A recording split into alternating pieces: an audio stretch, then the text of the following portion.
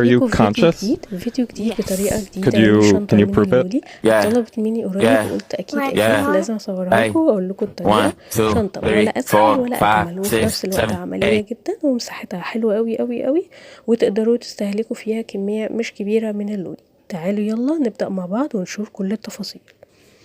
طبعا زي ما احنا متعودين هنستخدم الخرز اللولي بتاعنا، وزي ما انتم متعودين ان انا بحب قوي اتعامل في اللولي مقاس 10، وطبعا نقدر ننفذ الشنطة دي من مقاس اللولي 8 مفيش مشكلة. وبما ان مقاس 10 فانا بحب استخدم معاه الخيط اللي هو 60 ملي، وهنحتاج مقص ومش اكتر من كده. طبعا لو حبيتوا تضيفوا قفل مفيش مشكلة، بس انا بالنسبة لي الشنط اللي فيها كفر بحبها من غير اقفال ولا حاجة. هنقص قطعة من الخيط، وزي ما احنا متعودين هنقص فرنج 1.5 متر ولا حاجة، ولو حد لسه مبتدئ كفاية قوي متر عشان تبقوا متحكمين. ولو اول مرة تشوفونا خليكوا عارفين ان احنا الوحدة الاساسية بتاعتنا وحدة رباعية. يعني ايه؟ يعني وحدة من 4 خرزات من اللولي او 4 خرزات عموما. فهنحط 4 خرزات وندخلهم خالص لحد نص الخيط، وبعد كده بنرجع في خرزة منهم علشان نعمل العقدة بتاعتنا. باخد طرف من الخيط وارجع في اخر خرزة هنا علشان اعمل عقدة القفل بتاعتي. ولو حد لسه بيتعلم عرفوني وسيبولي بس اي كومنت في الكومنتات تحت انكم اول مرة او عايزين طريقة العقد او طريقة وصل الخيط او اي طريقة انتوا عايزينها، وانا احط لكم الفيديو بتاعها في خانة الوصف. نسحب كده طرف الخيط التاني ونشد، يتكون عندي عقدة، بدخل العقدة جوه الخرزة وخلاص كده شغلنا بقى نضيف خالص. نعمل ايه تاني؟ اوريدي الخرزة الاخرانية دي بنحسبها معانا، يعني هنضيف فوقيها 3 خرزات بس. هنحط خرزة من جهة والجهة التانية هنضيف فيها خرزتين عشان نكمل انه يبقى وحدة من 4 خرزات. خلينا نحط اهو ادي خرزة وادي التانية، وبنقفل في الخرزة التانية واخلي دايرة الخيط في ايدي كده علشان اعدي منها طرف الخيط التاني واعمل نفس العقدة بتاعتي بالراحة خالص اهو كده، واشد العقدة في خرزة اللولي. شايفين هنا في دايرة العقدة اهي، دايرة العقدة في الجنب اهو على اليمين. ببدأ اشدها وادخلها جوه الخرزة خالص فيبقى باين شغلي نضيف في كل جهات او في كل غرزة انا بعملها. هضيف خرزة من اللولي في طرف، والطرف التاني هنضيف خرزتين عشان تبقوا حفظتوا معايا طريقة ان احنا ازاي بنزود عدد الوحدات عشان نعمل عرض الشنطة بتاعنا كده بنفس الطريقة.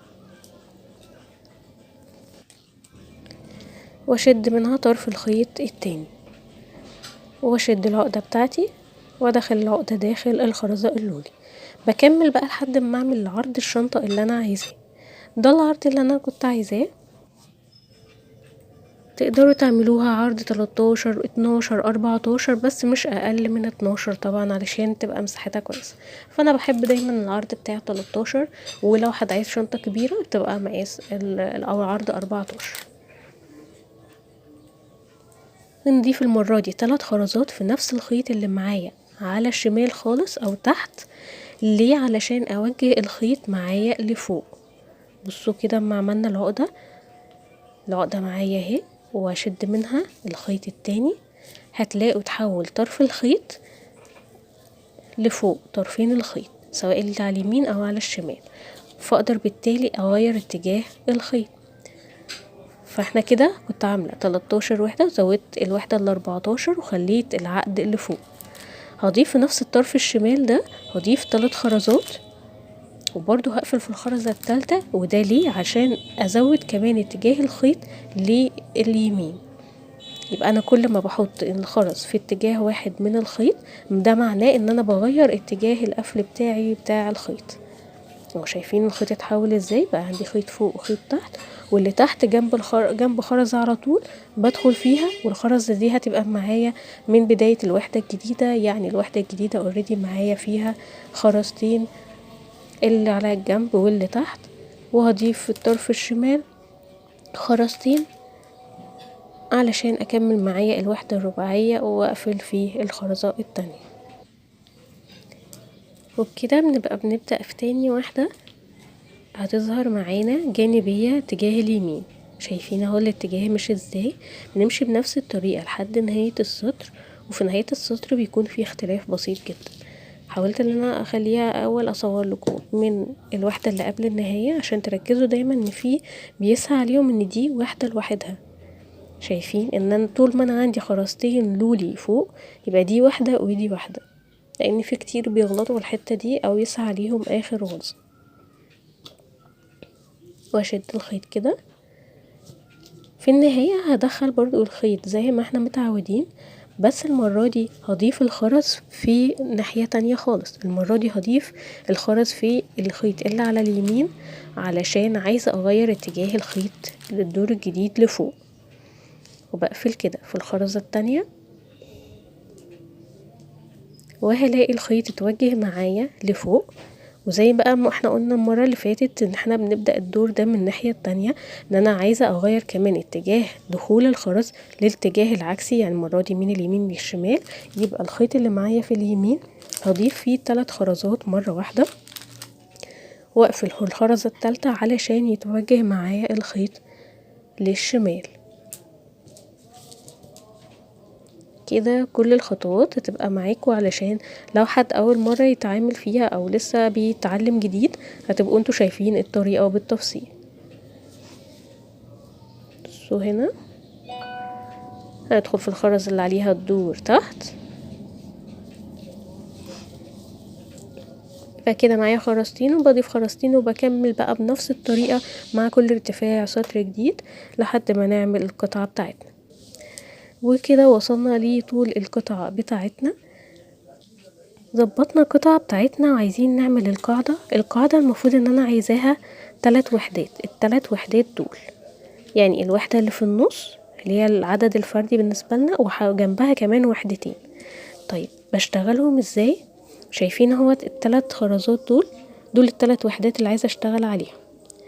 فلما اشتغل على الوحدة اللي فوق دي بدخل في الخرز اللي جنبها كمان دي اهو زي ما انا شاورتلكوا كده، علشان اعمل الزاوية القايمة بتاعتي بتاعة القاعدة من اتجاه، وهننفذها في الاتجاه التاني برضه.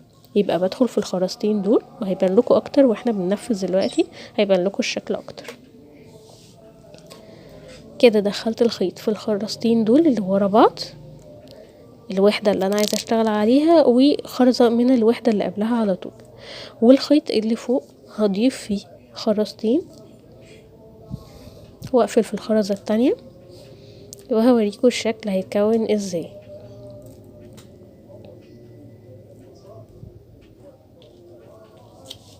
كده شد الخيط كويس. هيتكون عندي وحدة بس هتعملي زي زاوية كده، وهيبدأ يبان اثرها اما نطلع دور كمان. بس الخيط اللي عندي اللي تحت هدخل فيه الخرزة اللي عليها الدور، ودي الوحدة اللي هي في النص القاعدة.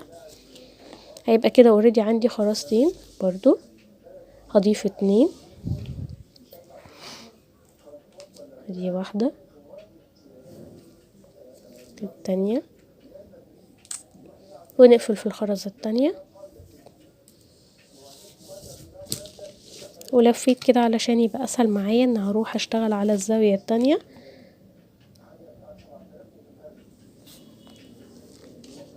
واشد الخيط هيتكون العقدة بتاعتي.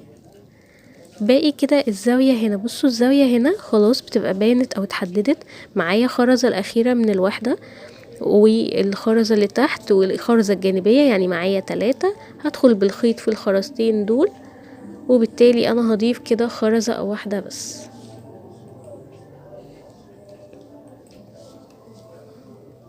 اهو بالشكل ده.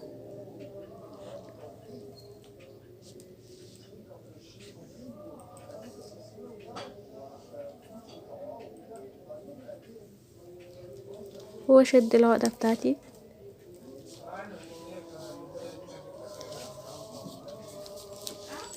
هيتكون كده خلاص. القاعدة بتاعتي بدأت تبقى واضحة زي ما قلتلكوا، باين ايه القاعدة او الجوانب بتاعتي. طيب هعمل ايه بعد كده؟ الخيط هنا جنب الخرزة الجانبية اللي عليها الدور، فزي ما كنا بنرتفع الجوانب او نرتفع الادوار العادية هنرتفع في الجوانب بنفس الطريقة. فهدخل الخيط في الخرزة الجانبية هنا، هيبقى اوريدي انا عندي خرزتين، يبقى هضيف خرزتين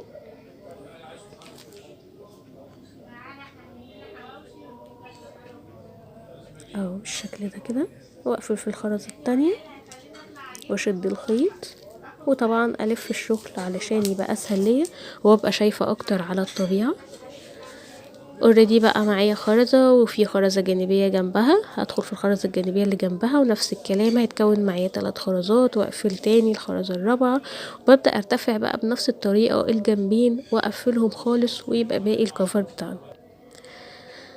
قفلت الجنبين، وكمان زي ما احنا متعودين ان احنا عايزين نعمل القفلة اللي هي تعمل الشكل ده اللي بنركب فيها الحلقات. في ناس بتقفل على الحلقة، وفي انا بجيب الحلقات اللي هي سهلة الفتح وبشتغل هنا بقفله بالخرز على طول. احنا عملنا ليه ال3 وحدات، او ان احنا عاملين رقم احادي علشان يبقى عندي ال3 زوايا دول او ال3 وحدات دول، ان انا هقفل في الزاوية بتاعتهم في كل في الزاوية اليمين والزاوية الشمال. هوريكم ازاي ان انا هدخل الخيط في ال3 خرزات دول، فاوريدي انا كده هيبقى ناقصني خرزة واحدة ان انا اقفل. لما هاجي اضمهم هينضموا ليه؟ لان هما 3 وحدات، فهينضموا عادي ويعملوا معايا وحدة كاملة رباعية، وهتديني الشكل اللي احنا شايفينه الناحية التانية. شايفين؟ واقدر ادخل بقى بالخيط في الخرزتين الجانبيتين سواء يمين او شمال عشان يكون معايا وحدة برضو هنا فيها 3 خرزات، وهضيف انا الخرزة الرابعة. شايفين كده بقوا 3، واضيف الخرزة الرابعة علشان تنضم اكتر، هتكون عندي الشكل اللي احنا شفناه مع بعض.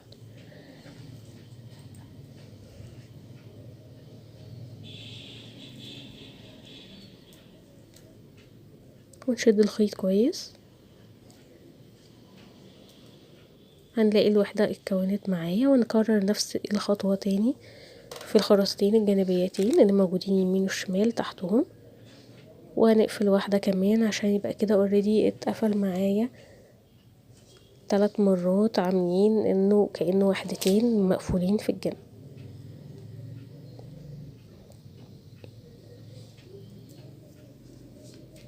كده. وببدأ بقى بعد كده ان انا اظبط بقى الخيط، هرجعه في نفس الوحدات تاني علشان نقفل بيه الخيط اكتر ونقص الزيادة بتاعته، وبالشكل ده ابقى انا ظبطت خلاص الجوانب بتاعتي واساس الشنطة بتاعتي اكتمل. وزي ما انتوا شايفين حجمها حلو قوي ومساحتها كويسة، وبنفس الوقت ان انا اقدر بقى اشتغل الكفر بتاعي. هنشتغل الكفر، هنبدأ فيه من تالت وحدة من هنا، ونقفل عند تالت وحدة من هنا او رابع وحدة، وهبدأ اقص الخيط بتاعي وابدأ ادخله هنا في الخرزة. طبعا العرض بتاع الارتفاع خدنا الكفر بتاعي الترنج اقدر اعمله الكبير من الوحدة التالتة او حاجة. الرابعة حسب ما انا عايزة عرض الكفر بتاعي. اشد الخيط تماما، وابدأ زي ما احنا متعودين عايزة اتجه لليمين، يبقى اشتغل على الخيط اللي على الشمال، هضيف فيه ال3 خرزات مرة واحدة،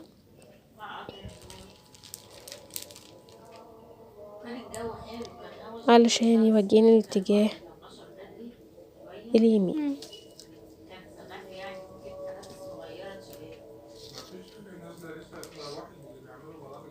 ويفضل لو تكونوا قاصين الخيط طويل عشان تعملوا بيه القطعة دي مرة واحدة، علشان ما يبقاش في تقطيع خيط في الكفر بالذات، بفضل ان هو يكون مظبوط.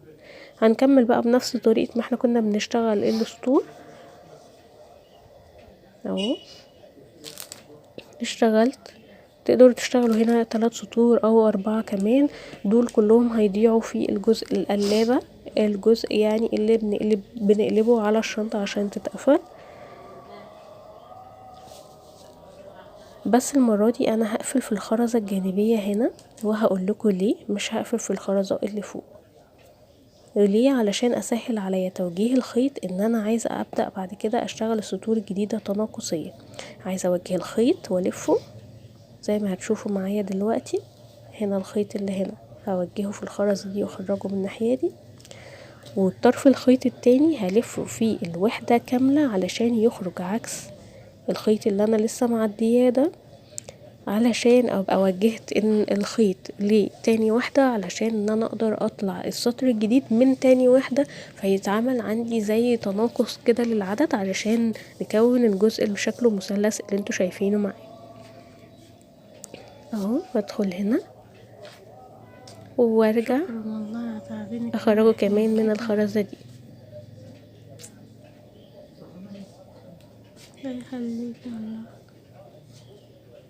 كده شايفين هنا الخيط اتوجه فين؟ الخيط بقى متوجه هنا على الخرزة دي، وابدأ بقى نفس طريقة ما احنا بنرتفع، ان انا احط 3 وحدات بس المرة دي في الجهة اليمين عشان انا عايزة اتجه للشمال، واقفل في التالتة. وهتلاحظوا ان انا دخل السطر لجوه بقيمة وحدة عشان يتكون عندي المثلث. بنفس الطريقة بقى انا هقفل عند الخرزة اللي هي الوحدة اللي قبل الاخيرة، وابدأ اعمل نفس التدريج ده بقى لحد ما اوصل لاخر وحدتين علشان تكون عندي النتيجة بالشكل ده. طبعا حجم الشنطة حلو قوي، الكفر طويل ونقدر نطوله عن كده حسب رغبتكم وحسب الطول اللي انتوا عايزينه. ليكوا حرية التغيير فيها بأكتر من شكل. ونقدر بقى ان احنا نركب هنا في الجنبين الحلقات السهلة الفتح، وتقدروا تخلوها اليد الطويلة بتاعتها سلاسل او باللولي عادي. وزي ما انتوا شايفين هنا الجزء بتاع القفل بتاعنا زي ما انتوا حابين بقى تعملوه 3 وحدات او 3 ادوار او 4، ده حسب الرغبة زي ما قلتلكوا. والقفل لحد تحت عايزين تبقوا وحدتين او تسيبوه ل3 وحدات، ده برضو باختلاف الرغبة. ودي كانت الشنطة بعد ما خلصتها. اتمنى ان انا اكون وصلتها لكم بطريقة سهلة وبسيطة، وشنطة عملية جدا تنفع جدا سواء مناسبات او كاجوال، وفي نفس الوقت شكلها شيك، واللون الاوف وايت معروف طبعا بالشكل. ما تنسوش لايك وشير للفيديو، وهستنى كومنتاتكم وتعليقاتكم. باي باي.